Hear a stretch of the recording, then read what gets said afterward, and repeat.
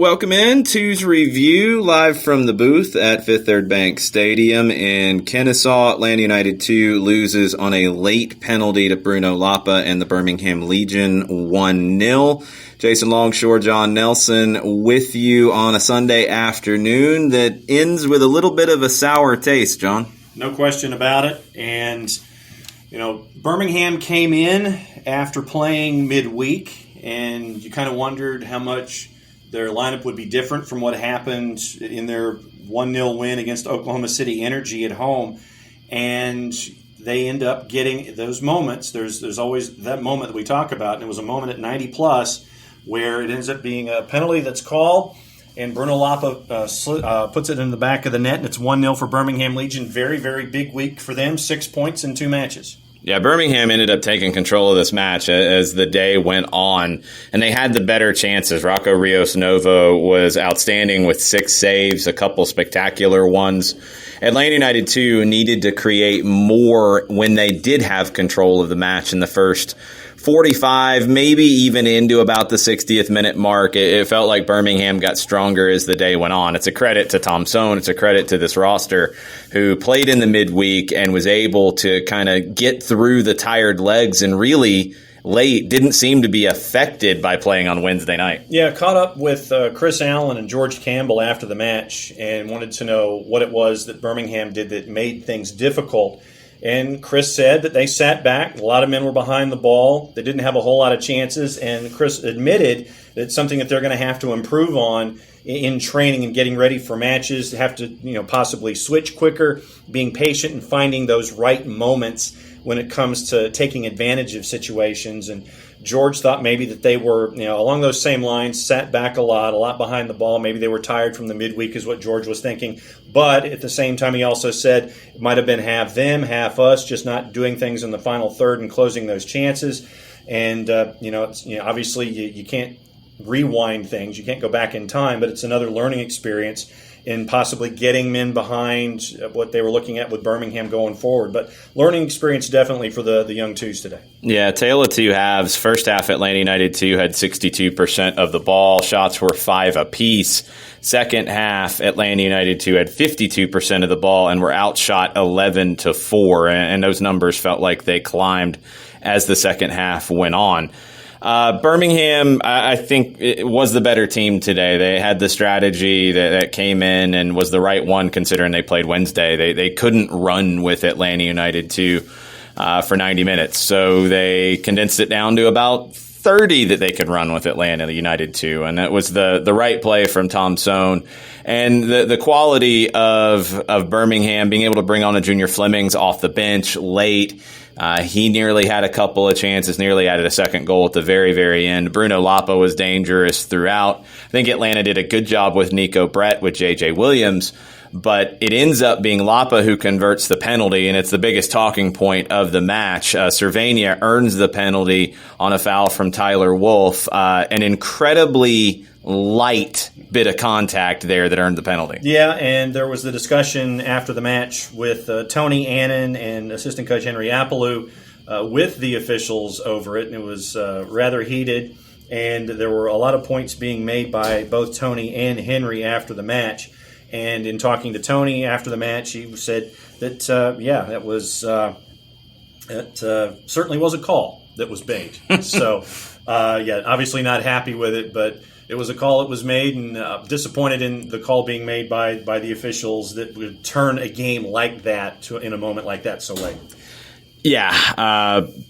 Again, I think it just needs to be stressed here. Birmingham's the better team, but they didn't do enough to win outside of that penalty, because that ends up being the difference. And the penalty is, it's a call, as you said. It's a call. It's a call. It's a call. I'm going to leave it at that, because if I say anything else, I didn't hit the adult content button. So It was a situation we talked about on the broadcast, and this is where a veteran coaching staff comes into play, because there was a sequence right before that where Aiden McFadden had a throw, and he was able to creep up about 10 yards and take the throw. We see that kind of thing all the time. The throw was deep in the corner. Tyler Wolff used a little bit of his hands to create space on Zachary Harivo, who then had to drag him down and commit a foul and earn a yellow card. We could hear from the field mics very clearly in our ears. I'm not sure how much went out over the broadcast of the Birmingham bench, and I'm assuming it was Tom Sohn, making it very clear that he thought Tyler Wolff pushed. And not even 2-3 minutes later is the penalty. And that's why coaches chirp on the bench. That's exactly why players chirp on the field at referees, because when they complain about something and then an incident happens again that is close to what they complained about, sometimes the chirping can have the effect that it did here today where that call is made. It's a very difficult decision for a referee to make in that moment. I'm a little surprised it was made because, again, I feel like the contact was inconsequential, if that, and it felt like Cervania made the most of it. But it's enough. It's a penalty, and that's what decides the match. Atlanta United 2 wasn't good enough to get a win today. I think they were probably good enough to get a point by that stage, but they weren't able to hold on to that. Some other individual stats to keep in mind. Atlanta created 6 chances. Mikey Ambrose created 3 of those. From our friends at sofascore.com, Alex DeJohn was the man of the match for Atlanta United 2. He was outstanding defensively. He had a huge block late with his chest. He probably has panels from the ball tattooed on his chest still. 3 clearances, 3 blocked shots, 4 interceptions, 2 tackles. On the passing side, he was 70 of 76. He had 96 touches in general, 5 of 7 on long balls. Alex DeJohn was very, very good, as was George Campbell. He had 101 touches, 87% passing, 8 of 12 on the long ball, 2 interceptions, 4 tackles. And George Campbell showed some of the things that we've seen Miles Robinson add to his game, stepping forward, driving forward with his size and his speed. He's very difficult to get off the ball. And he proved to be a handful when he was able to get forward and open the play up. That comfort level for him to do that was very, very good to see. I thought Tyler Wolff struggled a little bit today in some phases, but he worked extremely hard. He ended up with 6 tackles that he won, which is very impressive for an attacking midfielder. He did commit the penalty, which we've talked about and how suspect that was. But there were a few passes that he had opportunities to make and he missed it. There were multiple times where he dropped in between the lines, and I thought Wolff's movement off the ball today was as good as it's been as a professional, but he didn't deliver after getting into those dangerous spots. That could have changed the game. Was there anybody else who stood out to you? I made a point to ask Tony about Connor Stanley and the guys up top. And we continue to see Connor Stanley and his work rate and just continue to be all over the place. It's like you look down and you look at your notes. Connor Stanley's in one place. You look up and he's someplace completely different. You look at guys like, you look at Matias Benitez. You look at Connor Stanley. You look at the guys up top that have been there for the last couple of matches and their continued integration into things. Aiden McFadden going everywhere that we've known him to go. 6 matches, and he's played every single minute so far in all the matches this season. So I like what I'm seeing up top. Once again, it's guys still trying to get acquainted with one another, but at the end of the day, the unbeaten string ends at 4, and it was a 1-0 win and a very, very chippy rivalry that seems to be developing between these two clubs. The outside backs were very good today, too. Mikey Ambrose mentioned him with 3 chances created. He was 4 of 7 on his crosses. The only 3 passes that he didn't connect on were crosses. He was 53 of 56 in his passing. Good defensively as well. Ronald Hernandez, who we talked about coming in, somebody who needed to have a good day. I thought he had a good day. He created a chance. Crosses not as good as they needed to be, but he was good on the dribble, good getting forward. I thought he had a couple of dangerous opportunities that he nearly created and just barely missed on. It was a good shift for Ronald Hernandez. I think he needed that. Benitez, Mateus, not bad. Mackie Jope we saw for the first time this year, kind of struggled to get into the flow of it a little bit. I thought Will Riley was good. He created a chance when he came on. Robbie Mertz got a longer shift this time around, picked up a yellow, but was very solid in the midfield. Chris Allen, I think we know what we're getting out of Chris Allen at this point, holding down that midfield. He was outstanding. The battle with him and Asayadu was really, really good all day long. Yep. The story today, outside of the match, is that this was Tony Annan's last match with the club. He is headed off to the University of South Carolina.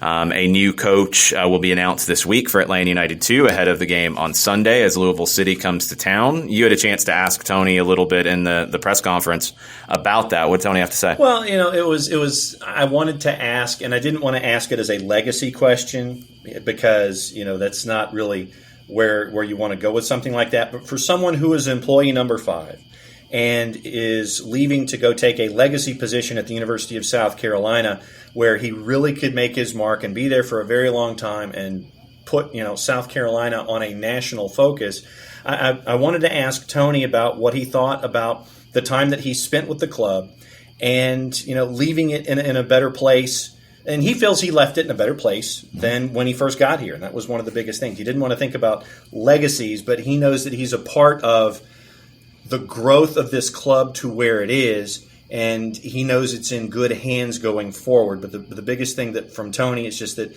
he thoroughly enjoyed his time here and has been, for him, it was great to see the growth to this particular point. But, right now, fantastic to this point, but it's an opportunity that you can't pass up at the University of South Carolina. But he knows that it's in a better place than when he first got here. There are only 4 other employees when he first got here, yes. So it's definitely in a better place. There's a team, yes. There's a couple of teams, yes. But a lot of what is here now, Tony had a hand in building. From the academy side of things to taking over with the 2's when Stephen Glass went to the first team last year and then eventually moved on to Aberdeen. Tony Annan, I think most importantly, has bettered players who wear the Atlanta United shirt. Yeah. Guys like George Campbell, guys who came through the academy and have earned contracts like Efrain Morales, like George Bello. Tony Annan's created a platform for success, and it's a very different job for whoever comes in and takes the academy director job and the job with Atlanta United too. It's a different job than it was when Tony took over, when it was all an idea and it was theory at that point. Tony's created one of the best academies in Major League Soccer in a very short period of time, and I think what needs to be looked at when you're comparing to a Dallas, to a Philadelphia, is they've been doing it a whole lot longer than Atlanta has, and they've got generation of players who have come through. Atlanta United has been doing this as long as Minnesota, little bit shorter period of time than Orlando and NYC, a little bit longer than LAFC. And when you compare to those teams, there's really no comparison. Right. What Tony Annan's done with Atlanta United's academy is outstanding. And we've seen his quality on the touchline with Atlanta United too. And I think that's a big reason why South Carolina came calling and put forward an opportunity for him that he couldn't say no to. So it's a shame to lose Tony Annan from Atlanta United. He's always going to be part of the fabric of this club, and Atlanta United is in a better place because he made the decision to join the club. And I mean, when you look at Tony's legacy, and I'll call it a legacy, in Atlanta soccer and in Georgia soccer as a whole, it goes back a lot farther than Atlanta United's existed, and it's a huge loss for the game in the state of Georgia and a huge gain for the game in the state of South Carolina. But players from Georgia will benefit from Tony Annan being at South Carolina. There will be players who go from Atlanta United's academy to the University of South Carolina if they don't earn pro deals.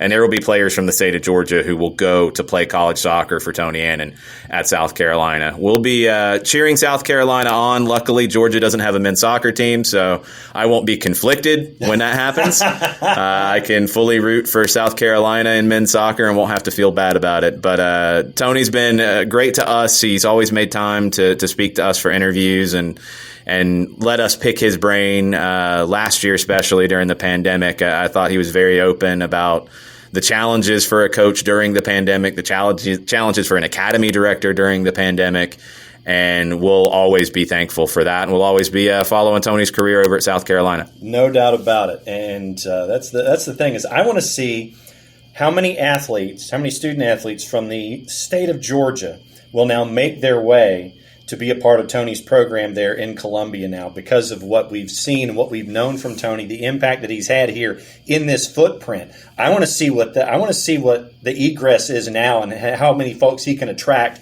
with the South Carolina program going forward. Well, Tony's not that old school. He doesn't have a Rolodex, but I'll bet his phone has got a lot of contacts in it, not just in the state of Georgia, but all over the country. And he's going to get a lot of top talent coming into Columbia and really grow that program.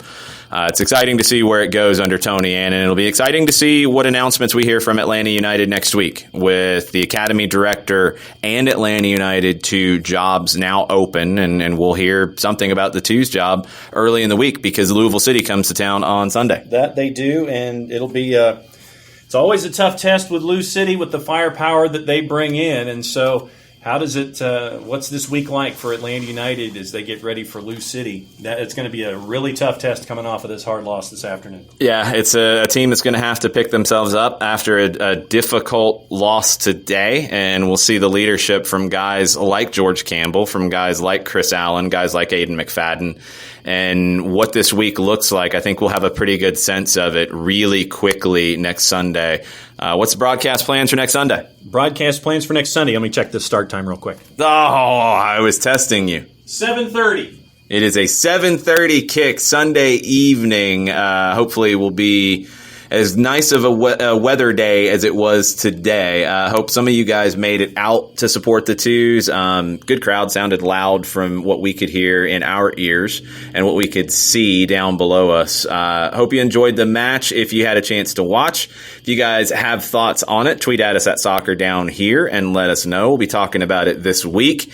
No show on Monday for Memorial Day. No soccer over there Monday evening. That'll be pushed back a day to Tuesday evening.